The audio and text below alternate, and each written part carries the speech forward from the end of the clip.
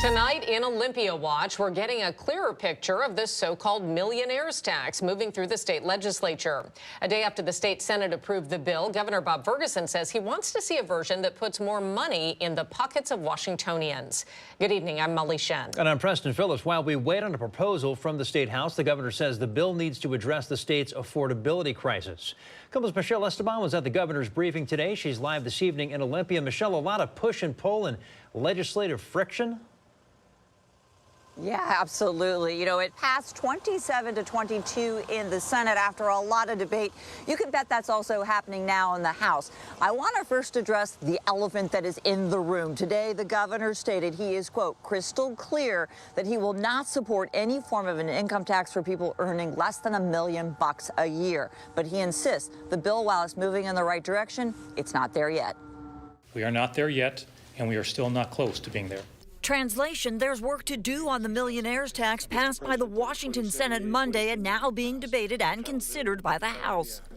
I've said multiple times that any bill I sign must send a significant percentage of the revenue back to Washington families and small business owners. While Governor Bob Ferguson supports a millionaire's tax, that is a proposed 9.9% tax on annual income over $1 million, he wants to see a version that puts more money in the pockets of Washingtonians and small businesses, including about $1 billion of tax gains used for tax cuts to small businesses, expand sales tax exemptions on essential items, including diapers and baby products, add a sales tax holiday, twice a year, no sales tax on items under $1,000.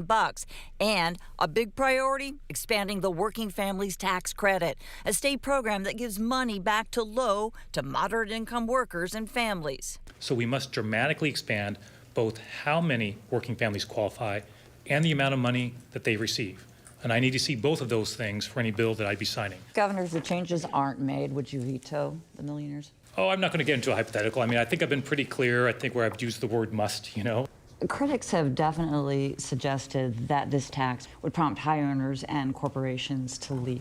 I've not seen evidence of that. I think his response was baffling because the business community is thinking about it. Colin Hathaway, founder of Skylight Capital, operates a number of small businesses and the largest residential roofing company in Washington. We're seeing an overall vilification of business owners and a stymieing of people trying to create jobs. Our North Star, as I've said before, and I will say it again, is to make life more affordable for more Washingtonians. Now, the governor did mention he's been getting a lot of questions about what does $1 million mean, and he says it does not include your retirement savings. It does not include the property value of your home. Lawmakers have until March 12th to get it done. That's when the session ends. You can expect a lot of debate and maybe a little more of that political contentiousness. We'll throw it back to you.